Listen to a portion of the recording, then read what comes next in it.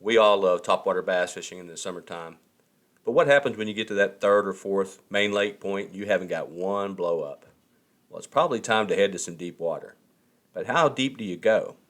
Well, in this episode, we're going to talk about easy techniques to start transitioning from shallow to deep water to help you get on bass very quickly. Stay tuned. Shane Flynn Outdoors, brought to you by Omnia Fishing. Experience the most personalized tackle shopping on earth. And by MMA Fishing, fight the bite. And by Lead Time Batteries, the ultimate power solution for your boating needs. Woo-hoo-hoo-hoo! What a big girl! Well, as I said in the opening, I'm out on the lake on the 20th of July. Real early in the morning, I'm the first boat on the lake, and I'm hitting main lake point after main lake point, places where I consistently catch topwater bass, and I've got zero blow-ups. I see a couple 10 inchers running around, but nothing significant. So I know I've got to make that transition down to deep water.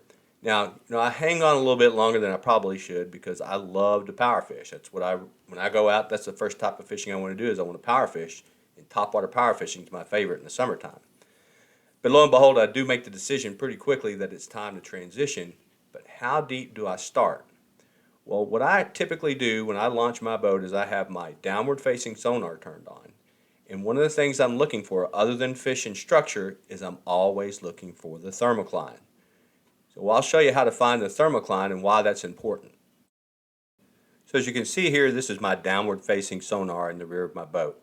Most of you know I run a back sonar downward facing and side scan, and also in the front I have live scope forward facing sonar in the front. So one of the ways that you can find your thermocline is with your downward facing sonar. You can see it sometimes with forward facing sonar, but the best way to do it is with your downward facing sonar. And you can see I'm pointing at about 15 feet here. And below that 15-foot line, you see how dirty the water looks? That's where the thermocline is. So what is a thermocline? The thermocline is the transition zone between hot and cold water. And typically, as you can see there, there's a fish above the thermocline that I'm pointing at right there. Fish typically are above, a couple feet above the thermocline when they're in deeper water. Yes, they can be below the thermocline, but not that often. It's very uncommon for active fish to be below the thermocline. So this is my first tip for you, is find out what the thermocline is. If you have a downward facing sonar, it's very easy to see. You want to know where that thermocline is, and it's at 15 feet on this day. So for my transition, I quickly find an area that has about 15 foot of water that I'm familiar with. And the other thing that I'm really looking for is some type of structure. And this area has some sticks down. About after 10 minutes of fishing, I switch from a swim jig to a Texas rig worm, and I pick up my first bass here. Now, he's about a 2.5, maybe close to 3 pound bass, but I'm on to something, right? I have my first fish, and I got my first indicator that their fish are down around 15 foot of water. Now, in my mind at this point, I went 15 foot of water and some type of trees. But honestly, that was the whole thing. There was more to it than that. But I stuck around in that same spot, and I didn't pick anything else up because there was one key thing that I did not pick up on for about 45 minutes until I picked up my next fish. And it was critical in helping me find the rest of the fish that I caught for the day. Well, after about 15 minutes, I finally get up on another fish. Now, I haven't been doing anything but just trying to find sticks underwater. But, I land into this fish, and this is a nice 3.5 pound bass.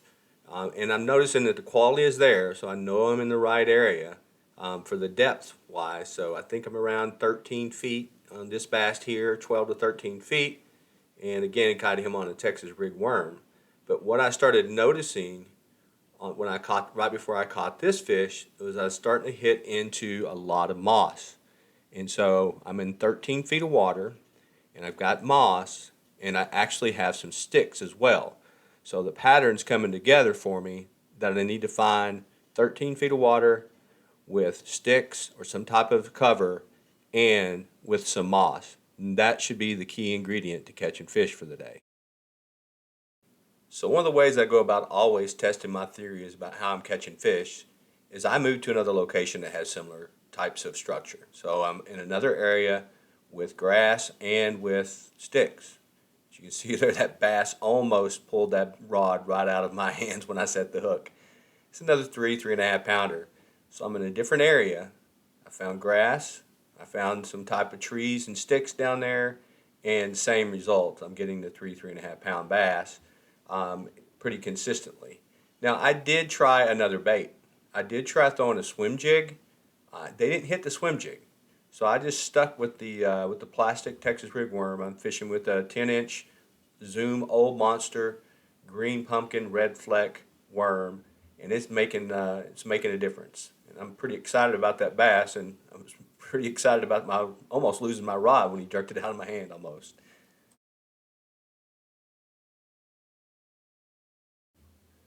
So I'm heading to another area here, and I'm going to show you this catch because this is one of the things that I do get a little frustrated about with myself. You notice I'm looking down at live scope, and what I'm looking at is think it's a giant bass, and look here, fish gets my worm. Luckily it's only about a 14-incher, which I think it was actually the smallest bass of the day. But one of the things you got to be careful with if you do have forward-facing sonar, you got to pay attention. And by the way, I'm telling you that what I thought was a big bass that I was looking at, it was a turtle. It's always something that you're not thinking it's a carp, it's a turtle, or something else. But you got to keep your head up, and you got to be focused to catch fish. You can't have your head always down in the live scope. So here I've made a major move over into another arm in the lake. It's a pretty good run, probably about 20 minutes away from where I'm fishing.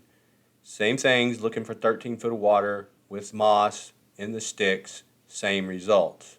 Now this is only about a 2-pound butterball, but it's still a nice bass, nothing to complain about. But the main reason I want to show you this catch is because of the release. Pretty unique here. This is a catch, release, catch. Watch.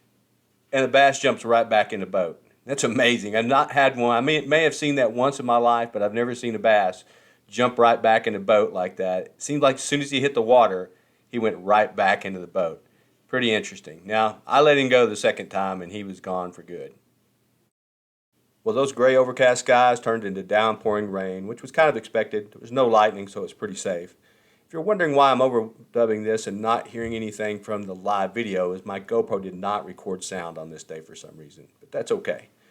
I want to talk just a second about the shirt that I'm wearing. It says Small Water Charms on the back, and that's some great friends of mine down in Florida, John and Captain Lindia, and they have a guide service. If you're interested in getting on some big bass down in Florida, John and Captain Lindia are the ones that can do it for you. Not only that, you'll have a blast on the boat. Here's John's email if you're interested in getting down there to catch some big Florida bass. So I decided to return to the same area that I started catching fish in earlier in the morning. It's been about 3.5, 4 hours since I left this spot, and I'm not sure if anybody else would be in there. There were quite a few boats on the lake. And by the way, I met a lot of folks that yesterday or on this day out there fishing. But my first cast right back into this area, the same result. Another 3.5, 4-pound bass on that Texas rig worm. And folks, I did try some other things. I threw a high-tech, I threw a swim jig, even threw a little bit of a crankbait, but the only thing they seemed to want to hit was that 10-inch Zoom Old Monster worm. So here you go, another 3.5, 4-pound, probably closer to 4-pound bass in that same area. So I'll know the pattern, and when you know the pattern, you want to stick with it, right? The thing that's catching your fish, you don't want to leave it. Now on this day, I ended up looking at all the catches on the camera, and I had 21 bass. Not bad for, first hour, hour and a half, I had nothing on a 6-hour day. So not complaining about catching a lot of bass for sure. So summing this all up, how did I find bass at 13, 14 feet of water consistently all day? Well, the first key piece of information I needed was to understand where the thermocline was. I showed you how to determine that earlier on your downward facing sonar. It's pretty easy. Fish do not like to typically be below the thermocline. Now, could they be suspended above the thermocline? Sure. But this time of year, bass like cover. And they also like grass. So if you find some type of cover like I did with sticks and stumps, down in some type of grass or around grass, that's going to be the key ingredient. Now, every lake's a little bit different, but everybody knows we catch bass around objects and around grass. We just got to find the depth that those fish are at. And if you can do that, no matter what the depth, maybe it's 2 feet or maybe it's 20 feet. But if you find that location where the bass are, you can have a pretty productive day in catching 3 and 4 pound bass like this. Well, I hope you gathered something from this video. I hope you can get out there, and if you're struggling finding bass in deep water, I just recommend starting to find the thermocline in your lake and then find some structure down just above that thermocline, and I'm sure you'll find some fish. Until next time, folks, tight lines and have fun fishing.